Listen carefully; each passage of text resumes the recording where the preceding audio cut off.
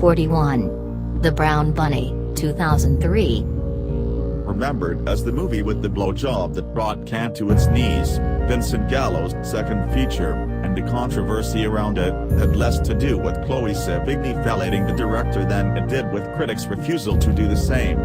When Roger Ebert declared it the worst movie in Cannes history, Gallo called Ebert a fat pig with the physique of a slave trader. 42. United 93, 2006. Upon the 2006 release of Greengrass's nauseatingly vivid recreation of the commandeered 9/11 flight that never hit its target, so many people said too soon that the phrase could have been the movie's tagline. But the verisimilitude of Greengrass's film helped confer a concrete reality upon an event that still feels like a collective nightmare, and some families of the passengers came to the premiere to show their support. 43. The Moon is Blue, 1953.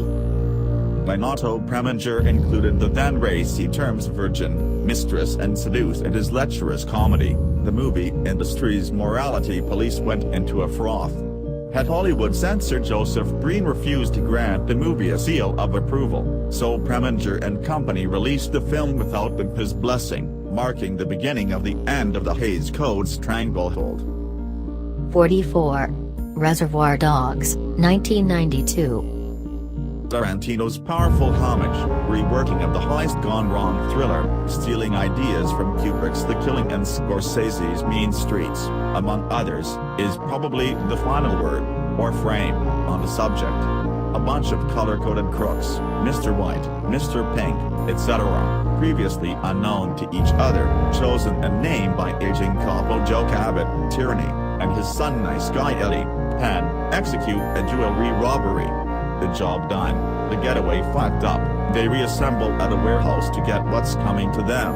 Tarantino engineers their demise from the interaction of their character flaws. There is certainly no honor among these talkative thieves, with the inexorable logic of a chess grandmaster. Despite the clockwork theatrical dynamics, most of the action is restricted to the warehouse. The film packs a massive punch. It's violent, intelligent, well-written, by Tarantino, and acted. Buscemi, Roth and Penn take the prizes. A tour de force. 45. Hail Mary, 1985. Jean-Luc Godard's provocative update of the Virgin Mary story featuring full frontal nudity was denounced by no less than the Pope, and one angry Christian threw a pie in the director's face at Cannes. Godard's intention was to examine modern spirituality. The reaction he engendered, however, wasn't exactly full of grace. 46.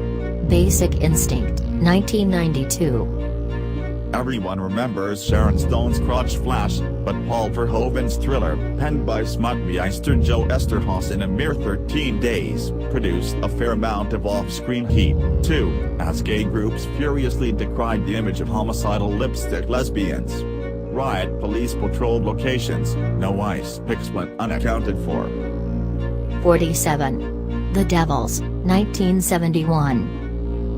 The kind of movie that ends with a deformed nun furiously masturbating with the dead hero's amputated femur. Ken Russell's operatic drama about the sexual fervor that overtakes a small religious enclave in 17th century France was never going to have an easy go. Butchered upon its initial release in 1971, a full cut of the film had only screened in the UK 3 times as of 2011. 48. Titiget Follies, 1967. Frederick Wiseman's unflinching look inside a Massachusetts facility for the criminally insane was so disturbing and revealing that the state tried to permanently bury it. Authorities placed an injunction on public showings that wasn't lifted until 1991. It's one of the few movies banned for reasons other than obscenity, politics or morality. 49. The Wild Bunch, 1969. Frederick Wiseman's unflinching look inside a Massachusetts facility for the criminally insane was so disturbing and revealing that the state tried to permanently bury it. Authorities placed an injunction on public showings that wasn't lifted until 1991. It's one of the few movies banned for reasons other than obscenity, politics or morality. 50. I Spit on Your Grave, 1978. If this is our lowest ranking title, better brace yourself for punishment. Miyazaki's scuzzy rape revenge thriller, also marketed under the name Day of the Woman, limped into theaters, and was immediately banned all over the world. Its most notorious scene, a bathtub seduction that comes to an edge, inspired critical derision, but also, provocatively, a wave of feminist cheers.